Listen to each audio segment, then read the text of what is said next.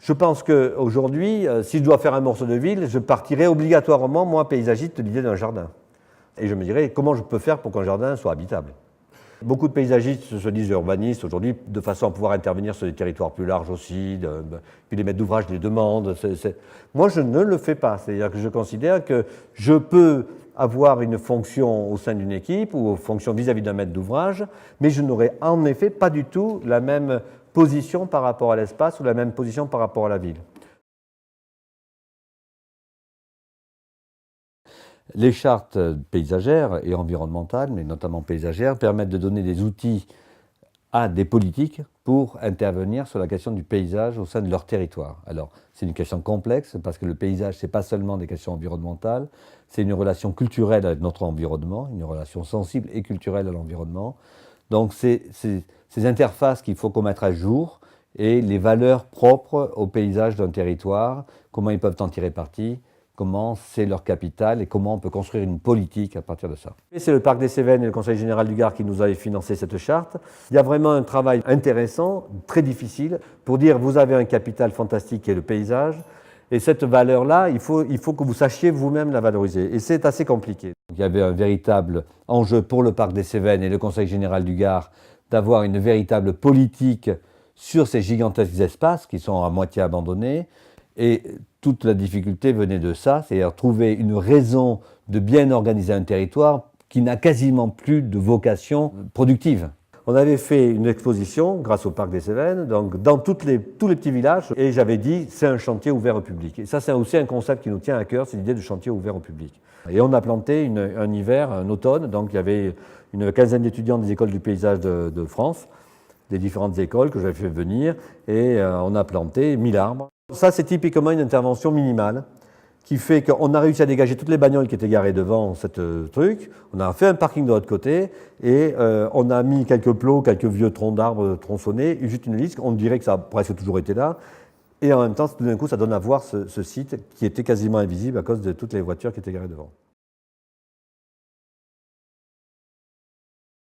C'est vraiment un jardin qui s'adresse au ciel, quoi. C'est vraiment un jardin de ciel, on pourrait dire presque. Et on a gagné le concours pour ça. Des vrais espaces de rêve au sein des villes, l'espace le plus authentique, on pourrait dire, c'est celui du ciel, et notamment sur le jardin atlantique. C'est aussi pour ça qu'on a désigné comme Atlantique, symboliquement Atlantique. C'est parce qu'il s'ouvre sur le ciel que c'est un espace de rêve à ce titre. Donc là, c'est pas du tout végétalisé, c'est vraiment au début de la plantation, mais on voit les rapports qu'il y a entre le bâtiment de Dubuisson, le jeu qu'on a pu faire avec les objets qu'on a introduits dans le jardin, justement ces objets de jardin, mais qui sont pas ridicules face au bâtiment de Dubuisson. On crée des présences positives face aux présences négatives. C'est-à-dire que là-dessus, et là c'est vraiment un travail juste sur le sensible, c'est-à-dire que lorsqu'il y avait vraiment une présence négative, comme une ventilation qui fait du bruit, etc., on a essayé chaque fois non pas de la cacher, mais d'y adjoindre des éléments qui vont la positiver ou qui vont jouer avec.